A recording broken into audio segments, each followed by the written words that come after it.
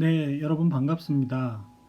2020년도 형사기록 작성 실무 강의를 시작하도록 하겠습니다.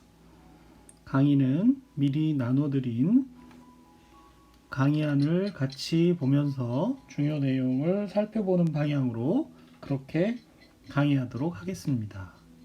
자, 다음 페이지에 있는 차례를 봐주시면 먼저 머리말에서 간단하게 이 강의의 취지라고 할까 그런 부분을 이야기하도록 하겠습니다. 그리고 4개의 장에 걸쳐서 내용이 나눠져 있는데 1장은 변호사 시험의 출제 방향과 출제 범위, 2장에서는 형사 절차의 흐름과 종국재판을 이해하도록 해보겠습니다. 그리고 3장에서는 주요 형사 법문서에는 어떤 것들이 있는지, 그리고 법문서를 작성하기 위해서는 형사기록을 봐야 되는데 형사기록을 어떻게 볼 것인지, 그리고 형사법문서를 작성하는데 어떤 기술적인 것들이 필요한지를 살펴보고, 마지막으로 법 공부하는 방법으로서 판례 읽기와 또 법문서 작성하는 방법으로서 기록형 시험을 대비한 쓰기 연습을 어떻게 할 것인지에 대해서 생각해보는 방향으로 강의를 하겠습니다. 그리고 나서 강의실에서 만나서 실제 문제를 풀어보는 그런 시간을 갖도록 하겠습니다. 먼저 이 강의의 뜻이라고나 할까요? 그런 의미에서 머리말을 살펴보면요. 책자의 형태로 만들었지만 이 책이라는 부분을 강의로 바꿔서 읽으면 강의의 취지가 드러나리라고 생각합니다. 이 강의는 법학전문대학원 3학년생을 대상으로 하고 있습니다. 그 전 단계에 있는 학생들이 강의를 들어도 되겠습니다만은 아무래도 3학년 학생들이 강의를 들을 때 가장 효과적일 것이라고 생각합니다. 그동안 1, 2학년을 지내오면서 형법과 형사소송법 공부가 어느 정도 되어 있어서 기록형 공부를 할 수 있는 이론적 준비도 되어 있고, 또 경우에 따라서는 각종 실무 실습 과정에서 실제 형사 기록을 접해 봤을 수도 있을 겁니다. 무엇보다도 앞으로 기록형이 포함된 변호사 시험 모의 시험과 실제 변호사 시험을 치르게 될 것이기 때문이죠. 실제로 이 강의안을 가지고 몇몇 법학전문대학원에서 형사법 기록형 특강을 한 적이 있습니다. 그때 이 강의안을 특강 교재로 사용했었고요. 그 특강을 듣는 주된 대상도 법학전문대학원 3학년 학생들이었습니다. 이 강의는 주로 이제 기록형 시험에 대비한 실용적 강의이기 때문에 그런 부분에 가능하면 초점을 맞춰서 설명을 하도록 하겠습니다. 올해 이 강의를 듣는 여러분들에게 건강과 행운이 가득하기를 빌면서 바로 제1장으로 들어가도록 하겠습니다. 먼저 살펴보고자 하는 것은 변호사 시험의 출제 방향과 출제 범위에 대한 것입니다. 먼저 변호사 시험의 출제 방향에 대해서 살펴보면 공법과 민사법 및 형사법 변호사 시험이 선택형, 사례형, 기록형으로 치러지는 것은 여러분이 잘 알고 계실 겁니다. 그 중에서 형사법 사례형과 기록형에 대한 원칙적인 출제 방향은 다음과 같이 6가지로 정리해 볼 수가 있습니다. 첫째, 법적 문제 해결에 활용되지 않는 학설상 논의는 제외하고 실무상 빈발하는 사례 중심으로 출제한다. 둘째, 로스쿨 과정을 충실하게 이수하였는지, 사법연수원 1년생 정도의 실무 능력을 갖추었는지 검증한다. 이와 관련해서 변호사 시험법은 이렇게 규정하고 있습니다. 법학전문대학원의 교육과정과 유기적으로 변호사 시험이 연계하여 시행되어야 한다는 것이죠. 참고로 사법연수원, 오타가 났네요. 사법연수원 형사 관련 교육은 크게 형사변호 실무, 검찰 실무, 형사재판 실무로 구성이 되어 있습니다. 그리고 각 과목을 교육하는 방법은 교재를 강의하고 모의 기록을 작성한 후 강평하는 방법으로 이루어져 있었고요.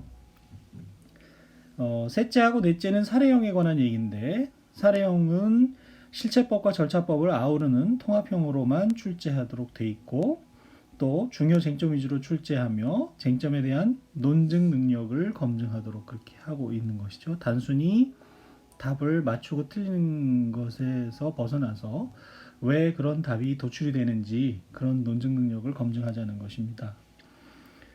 다섯째하고 여섯째가 이제 저희가 이 강의에서 주로 관심을 갖고 있는 기록형에 관한 것인데, 기록형은 형사 변호사가 반드시 알아야 하는 기본적인 서식에 한정한다. 근데 이 기본적인 서식에 한정한다는 것과 관련해서 이제 여러 가지 문제가 생길 수 있는데요.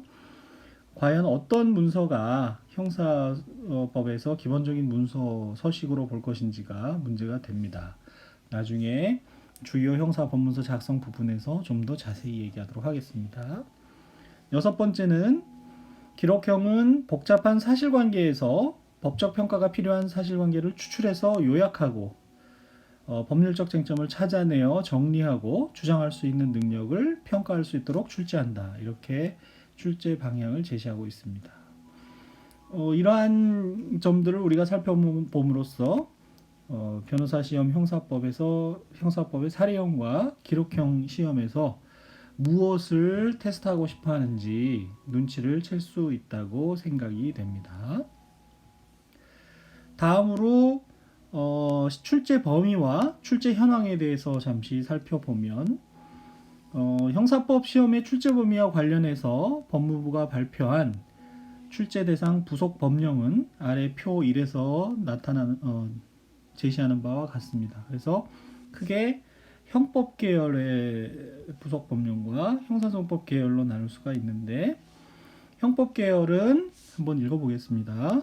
도로교통법, 교통사고 처리 특례법, 부정수표 단속법, 성폭력범죄의 처벌 등에 관한 특례법, 소년법, 여신전문 금융업법, 특정경제범죄 가중처벌 등에 관한 법률, 특정범죄 가중처벌 등에 관한 법률, 특정경제범죄 가중처벌 등에 관한 법률과 특정범죄 가중처벌 등에 관한 법률, 그리고 폭력행위 등 처벌에 관한 법률, 부동산 등기 특별조치법, 변호사법, 정보통신망 이용 촉진 및 정보보호 등에 관한 법률, 통신비밀보호법, 아동 청소년의 성보호에 관한 법률, 이렇게 되어 있고요.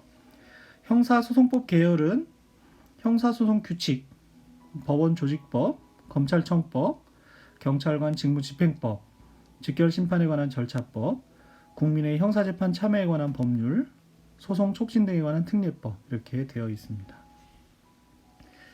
그런데 시험장에서 제공되는 법전에는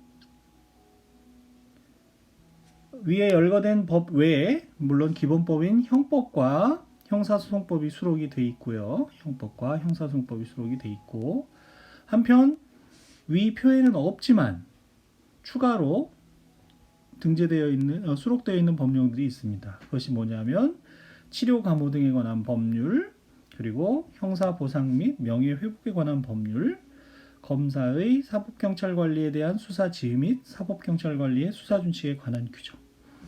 이 부분은 이제 형사소송법 개정으로 인해서 다른 대통령령으로 대체되리라고 봅니다. 올해 안에 이루어지리라고 봅니다.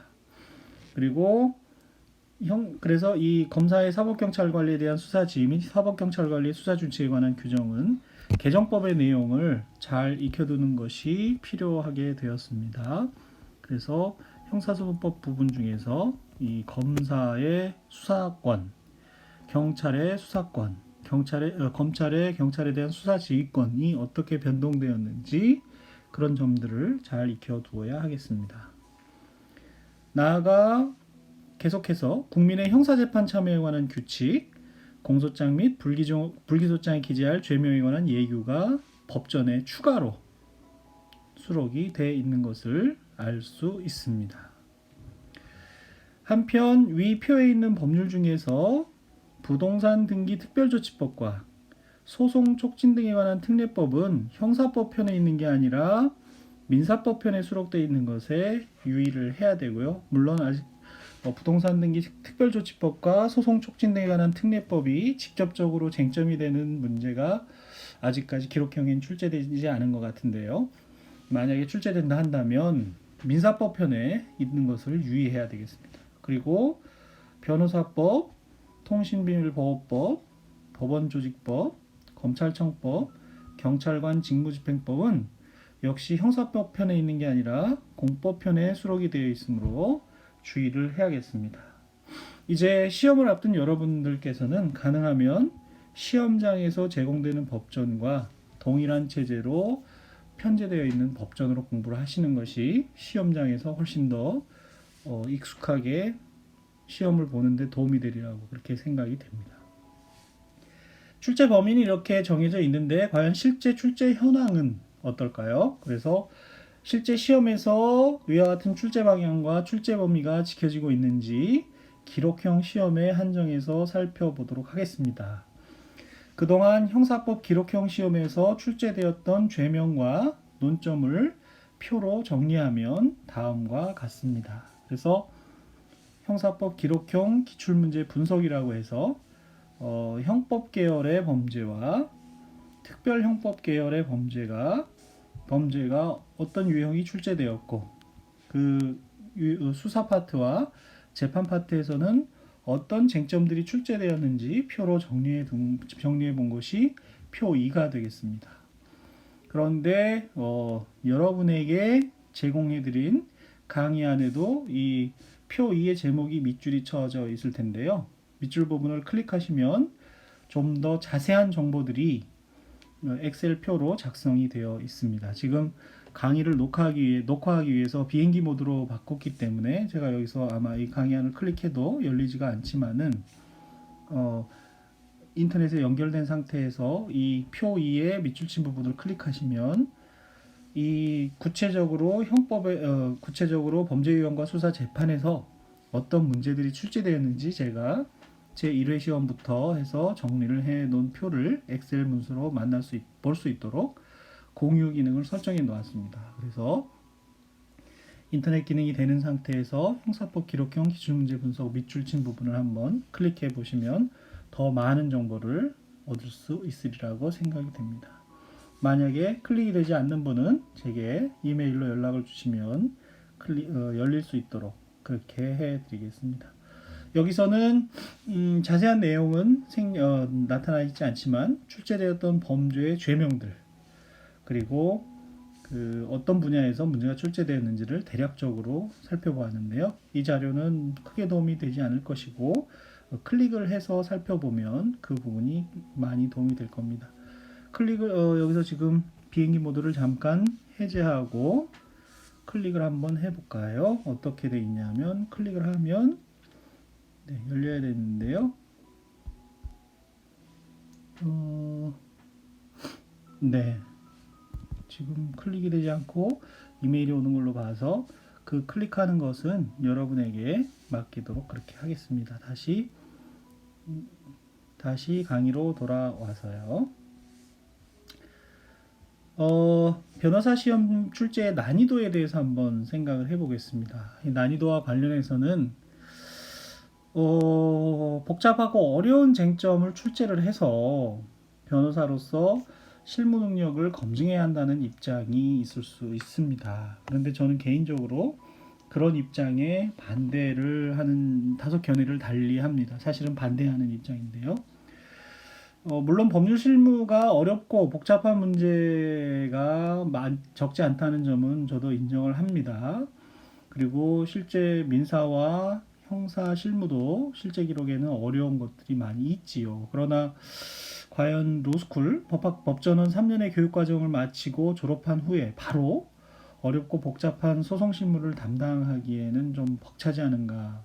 현재 교육과정에서 는 그런 능력보다는 각 과목별로 민사, 형사, 공법 이런 식으로 또 선택 과목별로 기본적이고 중요한 내용을 확실하게 습득시키는 것을 목표로 하는 게 어떨까 저는 이런 생각을 갖고 있습니다. 그래서 복잡하고 어려운 실무는 졸업 후 실제 사건을 수임하고 그걸 수행해 나가면서 익혀야 한다고 생각을 합니다.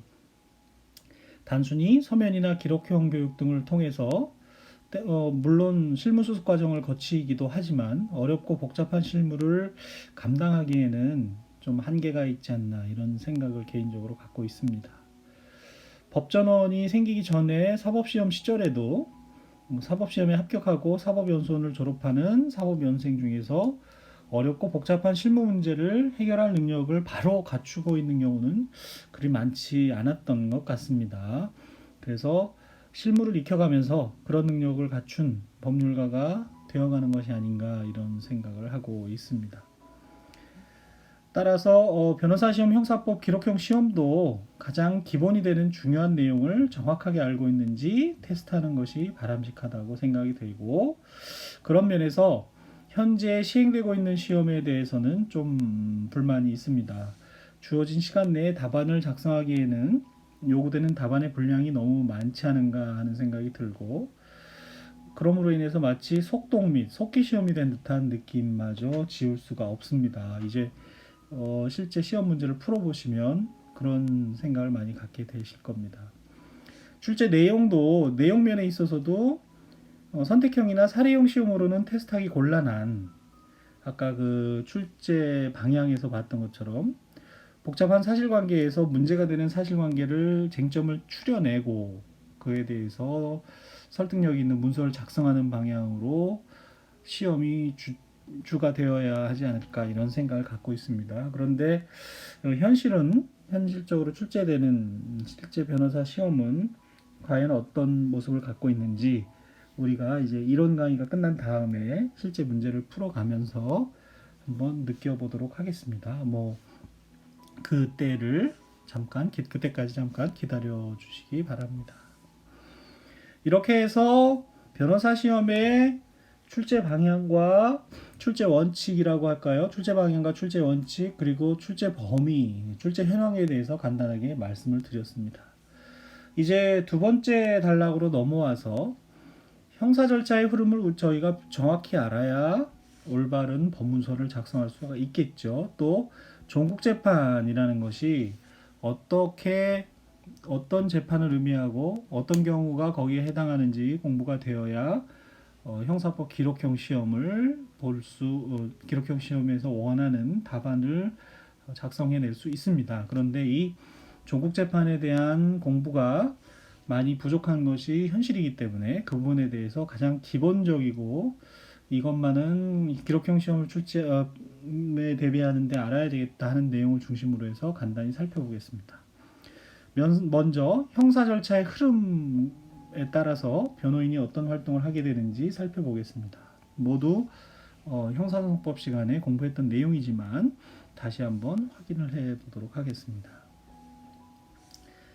형사 절차의 흐름도를 대한민국 법원 전자민원센터에서 그림을 가져와 봤습니다. 그래서 파일에 첨부를 해놨는데요. 이것도 역시 수업 시간에 다루었던 그런 부분들이 많이 들어있을 겁니다. 잠시 축소를 해서 말씀을 드리면 기소 전 단계 부분과 기소 후 부분으로 크게 나눠져 있고요. 이 점선을 중심으로 해서 다시 확대를 해서 기소 전과 기소 후 부분으로 나눠서 살펴보도록 하겠습니다. 주로 이제 구속사건에 대한 설명을 하고 있는데, 구속영장 청구로부터 시작을 하면 구속영장 청구는 당연히 검사가 하게 되죠. 이번 경찰과 검사의 수사권 조정에도 불구하고 구속영장과 같은 강제 처분의 영장 청구권은 검사에게 독점적으로 유보되어 있습니다. 다만 이제 경찰이 신청한 영장에 대해서 검사가 발부하지 않았을 때 경찰이 이의를 제기하면 고등법원에 설치되어 있는 영장심의위원회에서 심의할 수 있는 제도가 하나 더 만들어졌는데요. 관련 개정법의 내용은 역시 따로 익혀두어야 할 필요가 있겠습니다. 구속영장 청구를 하게 되면 영장 실시심사를 받게 되지요. 특별한 경우가 아닌 한 영장 실시심사를 받게 되는데, 이 영장 실질심사 단계에서 변호인은 영장 실질심사 법정에 출석을 해서 의견을 진술하는 그런 변호 활동을 갖게 됩니다. 영장 실질심사 결과 구속영장이 발부가 되면 판사에 의해서 구속영장이 발부가 되든지 구속영장이 기각될 수가 있을 텐데, 구속영장이 발부가 되면 구속적부 심사를 한번 청구해 볼 수 있는 기회가 됩니다. 그렇죠? 구속적부 심사 청구를 해서 만약에 구속적부 심사 청구가 받아들여지게 되면 석방에 이르게 되고 구속적부 심사 청구가 기각이 되게 되면 역시 구속 상태가 유지가 되게 되겠습니다. 그래서 이와 같이 구속 단계에서 변호인의 주요한 활동 중에 하나는 구속적부 심사 청구서를 작성을 하는 경우가 있을 수 있겠습니다. 그래서 뒤에서 보는 것처럼 구속적부 심사 청구서를 작성하는 것이 주요한 형사 법문서 중에 하나가 된다. 이런 주장을 제가 하게 되는 것이죠. 어쨌거나 그런 과정을 거쳐서 검사가 공소를 제기하게 되는데요. 검사가 공소를 제기하는 방법에는 크게 두 가지가 있습니다. 그렇죠? 구공판을 하는 경우가 있고 구약식으로 청구하는 경우가 있을 수 있습니다. 구약식으로 청구하게 되면 약식명령을 법원이 결정을 하게 되고 약식명령 없는 송달에 대해서 정식재판을 청구할 수가 있죠. 정식재판을 청구하게 되면 다시 공판 절차로 회부가 되는 것이고 처음부터 구공판을 하게 되면 두 가지 절차로 나눠질 수 있습니다. 그렇죠? 공판 준비 절차를 거칠 수도 있고 그렇지 않고 공판 준비 절차 없이 바로 공판 절차로 갈 수도 있겠습니다. 공판 준비 절차를 거치는 경우에는 공판 준비 명령을 주로 이제 법원에서 하게 되고 그에 대해서 검사와 피고인, 변호인의 서면이 오고 가면서 반박과 재반박이 이루어지고 필요에 따라서는 공판 준비기를 진행을 해서 증거 조사를 어떻게 할 것인지, 쟁점을 뭘로 정리할 것인지를 거친 다음에 공판 준비 절차를 종료하게 됩니다. 이러한 공판 준비 절차는 통상 소송에서는 임의 절차입니다. 그렇죠? 그렇지만 국민참여재판에서는 공판 준비 절차가 필수적인 절차가 되는 것이죠. 공판 준비 절차가 목적을 달성했다고 하면 공판 준비 절차 종결을 한 다음에 공판 절차로 이제 넘어오게 되겠습니다. 그러면 이 공판 절차는 우리가 모의 재판 시간에도 했었던 것처럼 진술권 고지와 인정신문으로부터 시작을 해서 모두 진술 절차를 밟아서 쟁점 및 증거 관계가 될 것 같은데요. 증거 관리 등 정리가 아니고 이게 증거 관계 등을 정리를 해서 하게 됩니다. 공소 사실을 부인하는 경우와 공소 사실을 인정하는 경우가 있는데 공소 사실을 인정하게 되는 경우에는 실무상 대부분 간이 공판 절차에 회부가 돼서 좀 간이한 방법으로 심판을 하게 되고요. 그렇지 않고 공소 사실을 부인하게 되면 증거 신청이나 증거 결정, 증거 조사 결과에 대한 의견, 조사에 대한 이의신청 등 증거 조사 과정을 거쳐서 피고인 신문이 필요하다고 생각되면 피고인 신문을 하게 되고 그렇지 않은 경우는 피고인 신문을 생략한 채 최종 변론의 단계를 거쳐서 검사의 논고, 변호인의 최후 변론, 피고인의 최후 진술을 거쳐서 변론 종결을 하게 되고 판결 선고를 하고 그에 대해서 상소를 하게 되는 그런 과정을 거치게 되죠. 이렇게 공판 절차는 큰 흐름을 기소 전 단계와 기소 후 단계, 특히 구속 여부와 관련해서 구속이 되느냐 불구속이 되느냐는 피고인의 지위라든지 소송 진행에 많은 차이를 불러일으키기 때문에요. 나눠서 볼 수 있습니다. 여기서 이제 기소 후에 구속된 피고인의 석방을 꾀해볼 수 있는 제도가 보석 청구 제도가 있습니다. 그렇죠? 그래서 기소 전 단계에서 하는 구속적부 심사 청구 제도와 이 기소 후 단계에서 하는 보석 허가 청구 제도 이 두 가지가 변호인이 하는 큰 역할 중에서 변호인이 변론 활동 중에서 피고인의 석방을 꾀하는 굉장히 중요한 요소로 작용을 하게 됩니다. 보석 제도에 대해서는 여러분이 잘 알고 계시리라고 생각이 되고요. 한편 이 수사 단계가 아니라 공판 단계 전반에 걸쳐서 여러 가지 의견서를 제출할 수가 있지 않겠습니까? 그것을 통틀어서 변론 요지서라고 할 수 있습니다. 그 중에서도 특히 이 최종 변론에 이르는 단계, 최종 변론에 이르러서 판결 선고가 이루어지기 전 그 사이에 모든 증거관계나 사실관계, 법률관계를 정리해서 법원에 내는 서류가 이제 최종 변론 요지서가 될 텐데, 이 단계에서 작성하는 변론 요지서가 시험에 출제되는 것이다. 기록형 시험에라고 생각하시면 될 것 같습니다. 그래서 이 도표에서도 볼 수 있는 바와 같이 주요한 형사 법문서는 구속적부심사 청구서, 그다음에 보석화 청구서, 그다음에 변론 요지서라고 할 수 있습니다. 그래서 작년 시험에 이 변론 요지서는 매년 시험에 나오다시피 하고 있고요. 작년 시험에 보석화 청구서가 작성하는 시험이 나왔는데 불이타이다라는 의견도 많이 있었지만, 이 형사소송 절차에서 작성하는 변호인의 법문서 중에서는 중요한 문서이기 때문에 사실은 이 구속적부심사 청구서나 보석화 청구서가 출제되는 것은 사실 하등의 문제가 없는 부분입니다. 다만 그 부분에 대한 공부가 지금 대비가 좀 덜 돼 있고 수업이 잘 이루어지지 않을 수 있는 염려 때문에 문제가 생기는 것이지, 사실은 이 구속적부심사 청구서나 보석화 청구서, 변론 요지서가 출제되는 것은 너무나 당연한 일이다, 이렇게 생각이 됩니다. 다만 3회 시험부터 지금 변론 요지서 이외에 뭡니까? 검토 의견서라는 것이 출제되고 있지 않습니까? 이 검토 의견서는 사실은 전통적인 의미에서 이 형사소송 절차에서 흐름에서 볼 수 있는 기본적인 서식에는 해당하지 않는다고 보여집니다. 그럼에도 불구하고 검토 의견서가 이제 3회 시험 이후에 거의 매년 출제되다시피 하고 있고, 어떤 경우에는 검토 의견서만 2개를 작성하는 경우도 있는데요. 그 검토 의견서는 이 형사소송 절차 흐름에서 볼 수 있는 부분은 아니라고 생각이 됩니다. 그래서 출제가 되는 이유는 이제 이 형사소송 절차에서 대표 변호사에게